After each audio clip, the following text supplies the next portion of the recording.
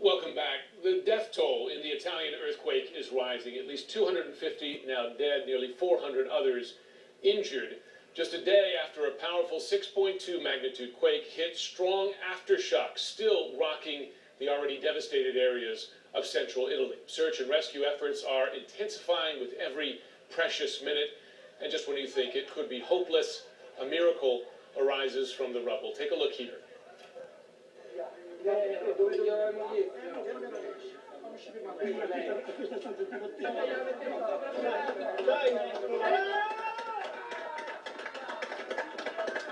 dramatic, really an emotional rescue. Emergency crews lifting a 10-year-old girl to safety nearly a full day after that massive quake.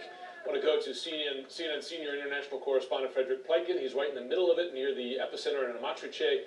Fred, a big question here is how many people are still missing to give us a sense of how and whether the death toll could rise?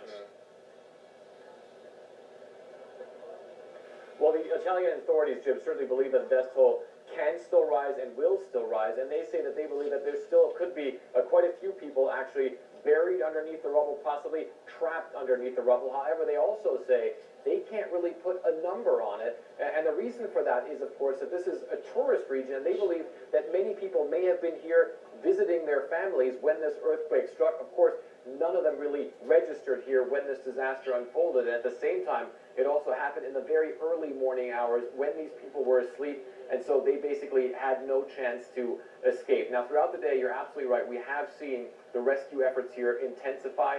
The crews have been bringing in more heavy equipment, but it is those aftershocks that just keep making life so difficult for the crews here on the ground. We experienced one that was quite scary, actually, when a lot of buildings here started shaking, the ground was trembling, and there was one building that had already been damaged by the original earthquake that just absolutely crumbled, and the rescue workers who were nearby, all of them had to evacuate that area immediately. It took about half an hour before they could start again. So they are working under very, very difficult circumstances, and at this point in time, they're not really finding many people alive under the rubble anymore. However, so stories like the one you just showed, that little 10-year-old girl, that really keep morale high, keep these guys going.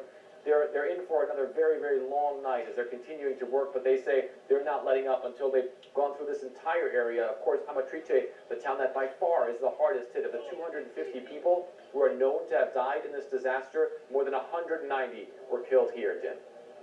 Let's hope for more signs of life. Fred Pleitgen, thanks so much. For some parents, it's become a choice between paying the bills